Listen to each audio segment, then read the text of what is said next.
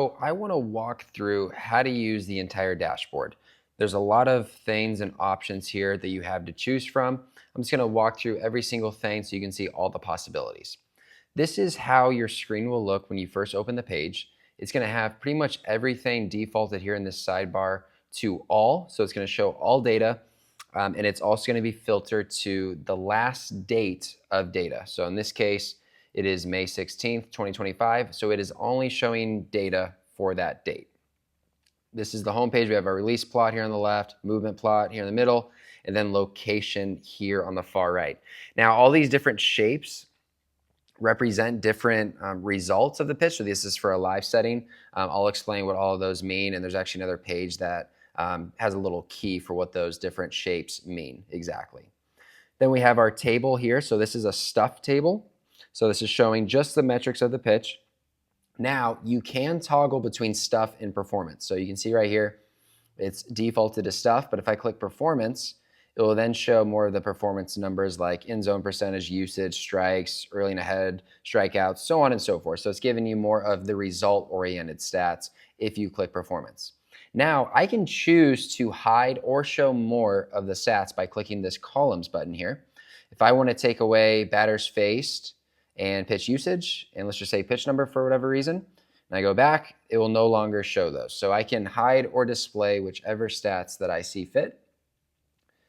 Here on the left, going back to the sidebar, the first thing we can choose from is session type. So you have the option to look at bullpen data, live data, or all. Right now it is defaulted to all, but if I click bullpen data, you can see it will then go back to the most recent bullpen, which was on the 4th, which looks like on this date, for some reason, none of the data was tagged, or none of the pitches were tagged. That's why it all says undefined. But assuming you tag your pitches, it will show the proper pitches here. If I go to just live, it will show me my most recent live outing, which was May 16th, like it was at before. You also can arrange this by pitcher hand. So if we're not looking at a specific pitcher, or sorry, I skipped one. Let's go to pitcher. We can select a specific pitcher. Right now it's on all. Let's go to an example player. Now, when I go to a player, it's then going to default to his last day pitching. So for Andrew Jones, it was May 15th, 2025. It is now showing his data just for that game. If I want to look at more of his data, I could filter this even further. So let's go April 1st to May 15th. Now it's going to show me all of his data from those dates as well. And we can see there's also some undefined data. Not sure why there's over 1,000 pitches undefined, but there was, or untagged. It looks like there might have been an issue with one of the CSVs for this specific game, to where it just mislabeled everybody for those ones. So whenever you find that, you'll just figure out which date that was, and you'll sort through it and not really look at that data. But yeah, it's an easy fix for that. If we go back to all, so let's look at all data now. So we are looking at it from April 1st. Let's actually change this. We'll go back to, let's just call it May 1st. So May 1st, or sorry, May 16th it went back to. If I want to look at just lefties, I would click left for pitcher hand. It will then default to lefties. If I want to look at just righties, we can then just select righties as well. Okay?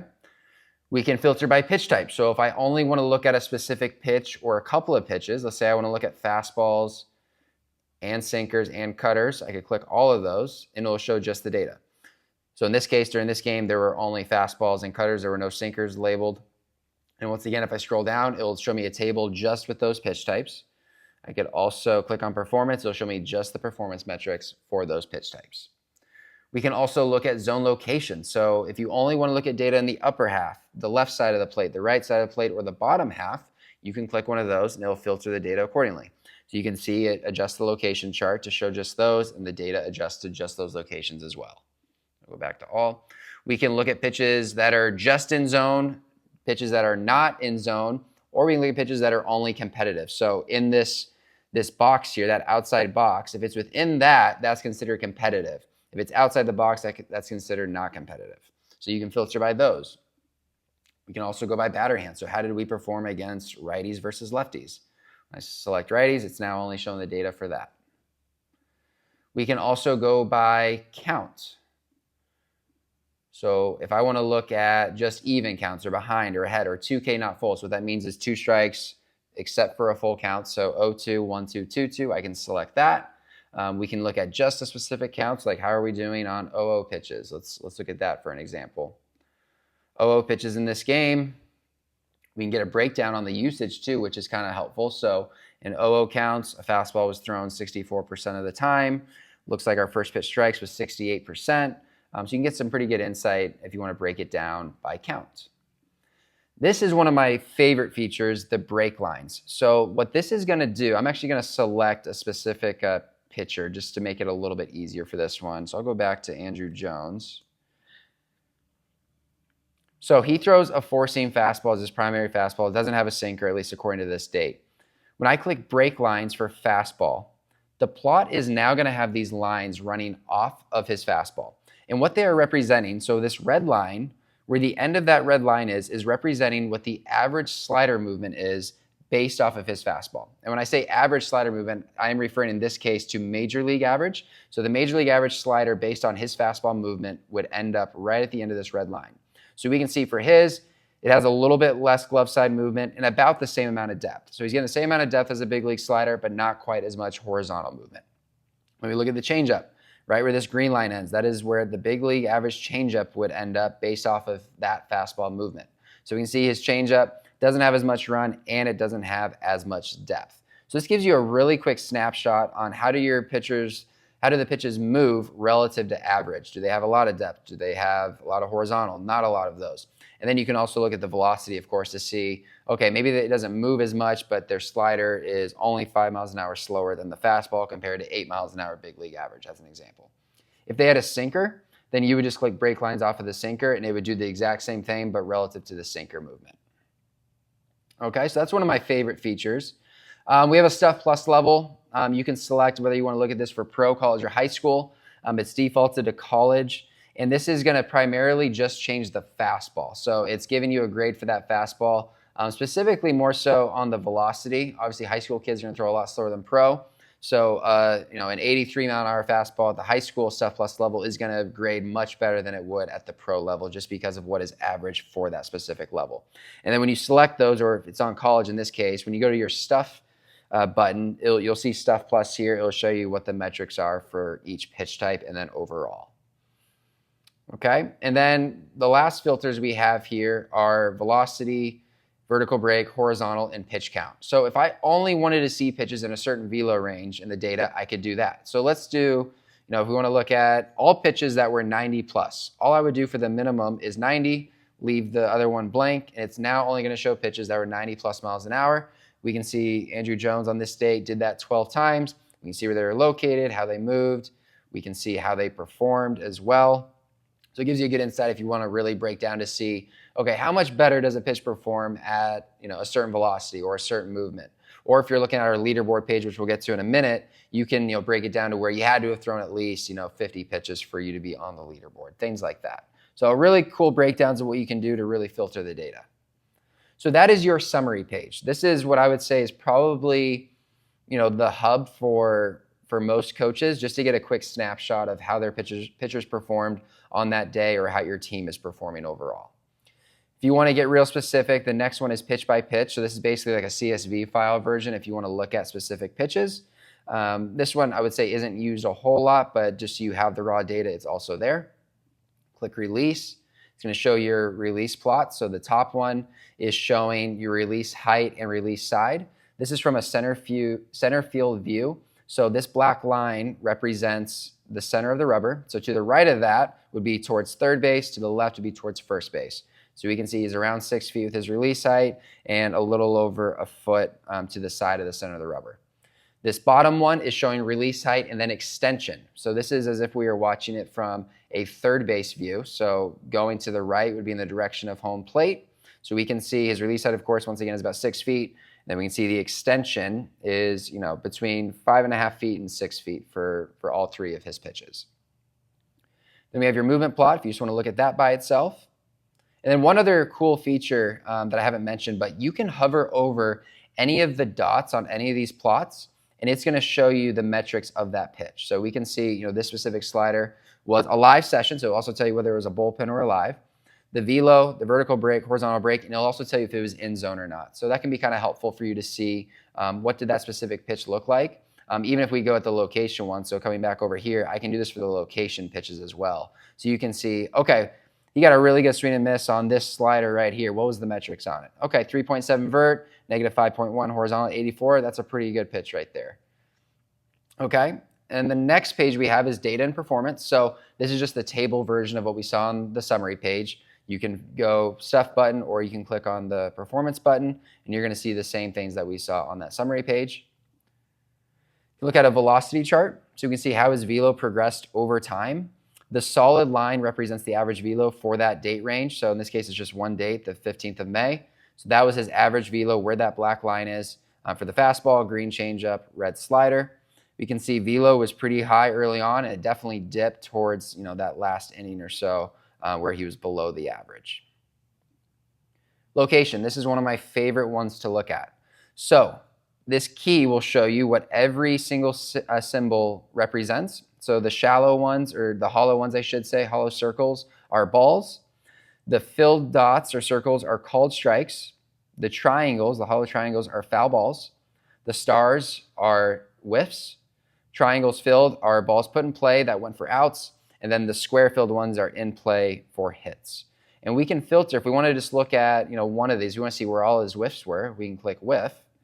And we can see you got a couple of swing and misses on the fastball and the slider. And once again, even for this, we can filter this by specific things. We can go by pitch type. If I just want to look at fastballs, for example. So if we click fastball, only showing fastballs. If we want to filter by zone location, we could do that. If we wanted to filter by batter handedness, so that might be helpful. If we click righties, it took away just one. So it looks like he only got one swing and miss against a lefty, which was a slider on top of the plate. So you can really filter this any way you want. We can also filter it by counts. So all those things on the sidebar are going to affect all of these pages that you're looking at. And then if you want to look at a heat map instead, you can click on the select chart, click heat, and it'll then show you a heat map of all of your pitches, just like that. And we can do this for any of them. So if we want to look at called strikes, we can see what the heat map is for that. It takes a second to load. And that's where most of his called strikes were. Next page we have is a heat map page. So similar to what we just showed, right? So we have the heat maps, but this one we can look at different stats. So we can look at frequency. So where is he throwing his pitches the most? We can look at whiff rate. So where did he get all of his whiffs? We can look at exit velocity. So where's the most red is where he gave the hardest contact. And it's set up to only light up on 90-mile-an-hour balls put in play or higher. So you'll know wherever it's red, that's definitely where he's giving up the most hard contact. Look at ground ball rate. Where are the pitches located for ground balls? Contact rate. So where were the pitches located that were put in play? And then swing rate. What locations did they take the most swings at? And once again, that sidebar will affect all of these measurements. This page is probably my favorite one, the comparison tool. And this is the only page that the main sidebar here on the left is not going to affect this page because we have our own set of sidebar and filters built into this page so you can do your comparison. So it's going to default to a heat map. It's going to default to the last date range. It's going to default to all pitches, all pitchers, all batter handedness, and to the frequency. So we can see it's showing two heat maps exactly identical because we're looking at the same thing. But we can filter this by different charts. We can look at a movement plot for one if we want. We can look at a release plot, the heat map like I showed, or we can look at the location chart and we can compare side by side. You can do whatever you want for these filters. We can look at the pitch results. What was the pitch result for these? So let's go to the heat map. And let's say we want to look at frequency of his fastball. So we got, or this is all pitchers. For the fastball, for right-handed pitchers against right-handed batters for the fastball. We can see the primary fastball was thrown up and into a righty from right-handed pitchers.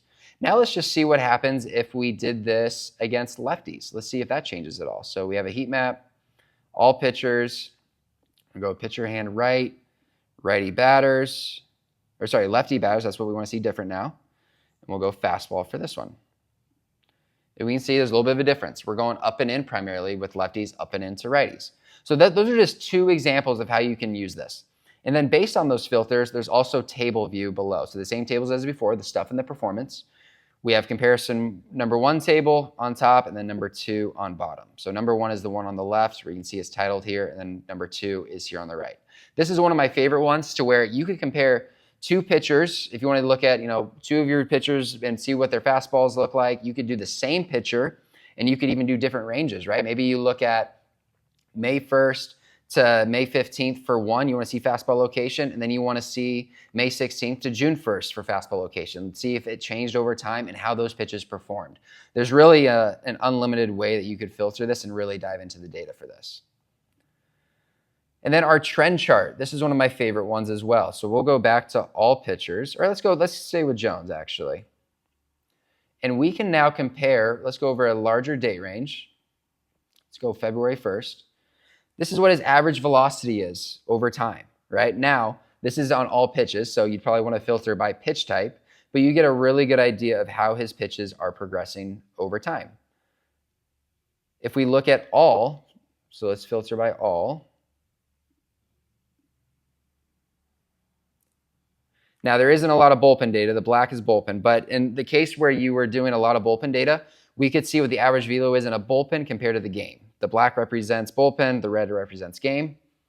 We can look at velo max. How has that progressed over time? In zone percentage, we have competitive percentage. So we can do all these different things to see how our pitchers are trending over time. So let's go to Jones again. And let's look at him over the course of the season, and let's see what his fastball vertical break did over time. So here we can see how Andruw Jones' fastball vertical break has progressed throughout the season. So we can see he was above 20 the first outing, had a little bit of a dip, back up, had a pretty big dip on the 5th, and then it went back up again. So this just can give you a really good insight into how your pitchers are progressing over time with various metrics. And the last page we have is our leaderboard page. So if I go back to all pitchers, this will show me the leaderboard. This is just showing May 16th, but we could go further back. Let's go to April 1st.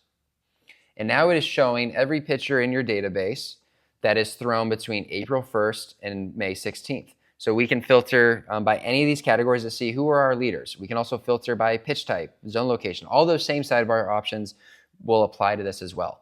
Right now it is on fastball for pitch type. So if we want, we could see, okay, who has the hardest fastball in our system? And it is Braden Kersey, 96.5 miles an hour. I'm guessing he has the highest average too. He's actually second. So the highest average is 94.9 with Colin Awaltson. So you can filter by anything you want to really see, who are your leaders. You can, whether you want to share this with your team or just for your own viewing to know who's doing well and who needs to improve. So that's a rundown on how to use the website. There's a lot of ways you can use this, a lot of options. The summary page is a great place to start to give you a quick snapshot of how your pitchers are performing. And then if you really want to get into the weeds, you can dive into these other pages.